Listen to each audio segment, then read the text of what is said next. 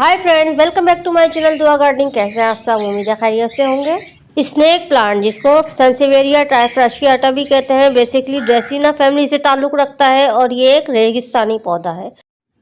आज की वीडियो में मैं आपको बताने वाले स्नेक प्लांट की केयर किस तरह करनी चाहिए, कौन सी मिट्टी में रखना चाहिए, किस किस्म के पॉट में रखना चाहिए, कौन कौन से फर्टिलाइज़र इसको देने चाहिए, कौन कौन से कीड़े इसके ऊपर अटैक करते हैं, किस तरह बचाव मुमकिन है और एक पौधे से कई पौधे हम घर में रहते हुए किस तरह बना सकते हैं। तो आज की वीडियो में कंप्लीट इन्फॉर्मेशन मिलने वाली है। तो सबसे पहले बात करते हैं, क्या हमें स्नेक प्लांट को घर के अंदर बेडरूम, लिविंग रूम या किचन में रखना चाहिए या बाथरूम में रखना चाहिए कि नहीं। बहुत से लोग रखते हैं इसको अपने घर में, बेडरूम में, बाथरूम में, किचन में।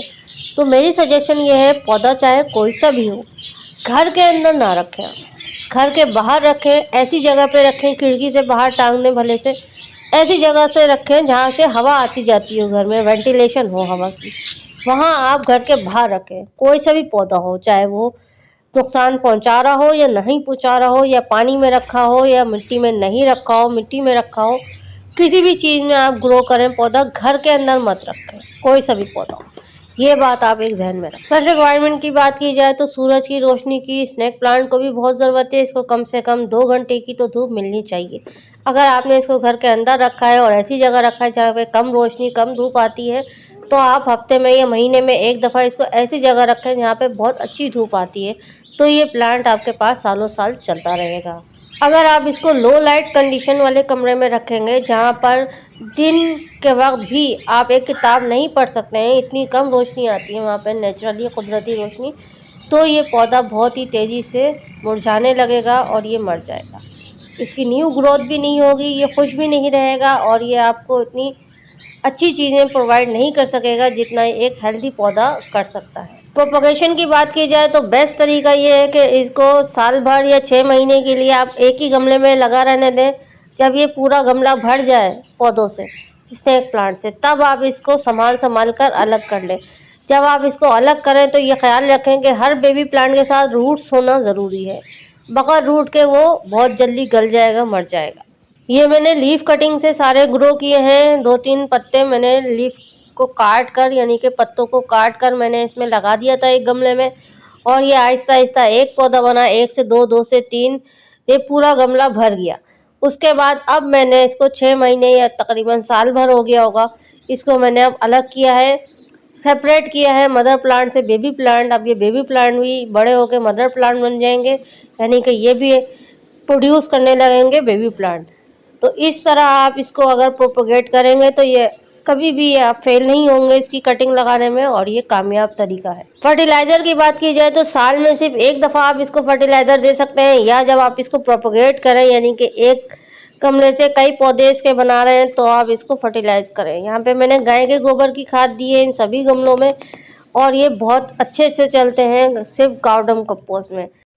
अब बात करते हैं इसके लिए मिट्टी कैसे तैयार करनी चाहिए। तो स्नेक प्लांट की, क्योंकि ये रेगिस्तानी पौधा है, तो रेगिस्तानी पौधे के लिए थंब रूल ये है कि इसकी मिट्टी में आपको ऐसी मिट्टी बनानी है जिसमें रेत थोड़ी सी शामिल हो, यानी सैंड।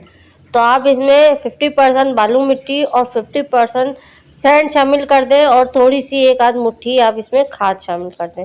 इसके लिए बेस्ट है कोकोपीट। कोकोपीट तो इसमें बिल्कुल भी शामिल ना करें, क्योंकि बहुत से लोग इसमें कोकोपीट शामिल करते हैं और फिर वो इसकी जड़ें आहिस्ता आहिस्ता अंदर ही अंदर गलने लगती हैं, क्योंकि हमें अंदाज़ा नहीं होता। अगर आप बहुत ज़्यादा परफेक्ट हैं कोकोपीट इस्तेमाल करने में, हर किस्म के पौधे आप कोकोपीट में चला सकते हैं, तब आप इसमें शामिल कर सकते हैं।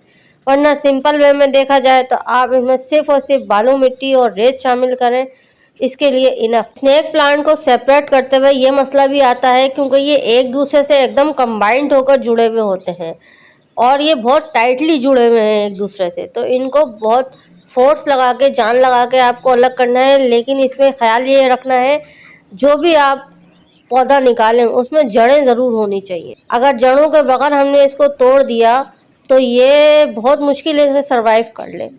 तो कोशिश करें कि जड़ों के साथ जितने भी पौधे हैं सबको अलग करें, लेकिन सबके साथ कोई ना कोई जड़ होनी चाहिए। यहाँ मैंने सिंपली ट्विस्ट करते हुए इसको एक दूसरे से अलग कर दिया है, जड़ों समेत इसको सेपरेट कर दिया है। रीपोर्ट करते वक्त इस बात का ख्याल रखें कि पौधे को कहाँ तक ज़मीन के अंदर इसको दबाना है, यानी कि अगर आपने इसको बहुत ज़्यादा अंदर दबा दिया, ज़मीन के गमले के अंदर ज़्यादा कर दिया, तो इसमें हो सकता है रूट रॉट की प्रॉब्लम हो जाए, उसके पत्ते जो है वो गल सड़ जाए, क्योंकि मुसलसल पानी और मिट्टी का टच रहेगा इनके पत्तों पर, तो ये हो सकता है कि ये यहाँ से गलना शुरू हो जाए और ये अपनी जड़ों वाले हिस्से को, तने को छोड़ दें। तो इस वजह से आप इसको ख्याल रखें कि इसको ज़्यादा मिट्टी के अंदर नहीं दबाना है। पहले वाले गमले में जिस लेवल में ये दबा हुआ था उसी लेवल में आपको दबाना है, इतना ज़्यादा नहीं दबाना है इसको मिट्टी के अंदर। इस बात का ख़ास ख्याल रखें, क्योंकि बहुत से लोग होते हैं रिपोर्ट करते हैं वो, और उसके बाद फिर वो इतना ज़्यादा इसको अंदर दबा देते हैं कि इसके पत्ते वहीं से गलना शुरू हो जाते हैं, और फिर वो उसकी रूट्स अलग हो जाती हैं, पत्ते अलग हो जाते हैं और पत्ते मर जाते हैं। ज़ाहिर है रूट्स के साथ पत्ते जुड़े रहेंगे तो ज़िंदा रहेंगे, रूट्स होगी तो पत्ते ज़िंदा रहेंगे ना। अब बात करते हैं वाटर रिक्वायरमेंट की। इसको पानी कितना चाहिए, क्योंकि ये एक रेगिस्तानी पौधा है तो इसको काफ़ी कम पानी की ज़रूरत है। लेकिन जब आप रीपॉट कर रहे हैं या नर्सरी से लाकर अपने गमले में शिफ्ट कर रहे हैं, घर के गमले में, तब आप इसको भरपूर पानी दें, यानी कि इतना पानी दें कि ड्रेनेज होल से निकल जाए। उसके बाद जब तक इसकी मिट्टी ऊपर से खुश्क नहीं हो जाती, मिट्टी खुश्क होने के 2-3 दिन के बाद आपने इसमें पानी लगाना है, फ़ौरन पानी नहीं देना है, क्योंकि ऊपर से तो मिट्टी खुश्क हो जाती है लेकिन नीचे से मिट्टी गीली होती है, तो फिर ये होता है कि इसकी जड़ें जो है वो गल जाती हैं। तो जड़ों का ख्याल रखें आप। स्नेक प्लांट है, ज़ाहिर है रेगिस्तानी पौधा है, इसको बहुत कम पानी की ज़रूरत है, लेकिन ऐसा भी नहीं कि बिल्कुल ही पानी ना लगाएं, पानी का ध्यान रखें। पानी का ध्यान हम इस तरह भी रख सकते हैं कि हमने मिट्टी किस तरह की ली है, और सबसे बड़ी बात हमने इसको गमले में किस तरह के लगाया। अगर हम इसको प्लास्टिक के गमले में लगाएंगे तो ज़ाहिर है हमें बहुत ही कम पानी देना है, क्योंकि उसमें पोर्स नहीं होते, उसमें पानी जो है वो वाइब्रेट नहीं होता दीवारों से, वो एकदम जाम हो जाता है उसी में। अगर आपने मिट्टी के गमले में लगाया तो ज़ाहिर है उसमें पोर्स होते हैं और पानी वाइब्रेट होकर पूरी मिट्टी को एक साथ खुश्क करता है। तो इस बात का बहुत ख्याल रखें कि हमने गमला कौन सा लिया है, हमने इसमें मिट्टी कौन सी डाली है, और उस हिसाब से हमने पानी कितना लगाना है, ये बात आप जहन में रखें। पेस्ट अटैक की बात की जाए तो इसके ऊपर कोई भी ऐसा कीड़ा मैंने आज तक नहीं देखा जो इसके पत्तों को नुकसान पहुंचाता हो या इसकी जड़ों को नुकसान पहुंचाता हो। लेकिन ये एक कीड़ों की आमाज का ज़रूर बन सकता है, यानी कि इस पे स्पाइडर माइट अपना जाल बुन देती है और फिर कीड़ा मकोड़ों को पकड़ पकड़ के उसमें अपनी पूरी कॉलोनी बना देती है, अंडे बच्चे करके पूरा ख़ानदान अपना डेवलप कर देती है इसके पत्तों के अंदर दरमियान में छुप छुप के।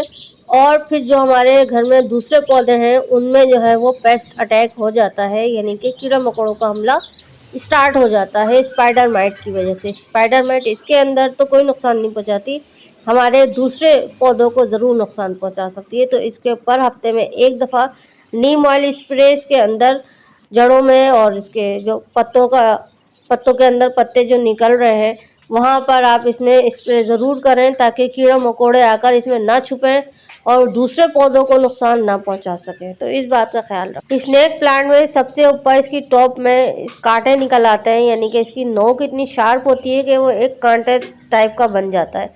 तो आप वो वफ़े से कट करते रहें इसके ऊपर की कांटे को, ताकि जब भी आप इस गार्डन में काम करें तो आपको कोई नुकसान ना पहुंच सके। तो देखा आपने दोस्तों, दुआ गार्डनिंग के साथ हो गया है पौधे लगाना बहुत ही आसान। कोई भी पौधा हो, कोई भी मसला हो, मुझे कमेंट करके आप पूछ सकते हैं।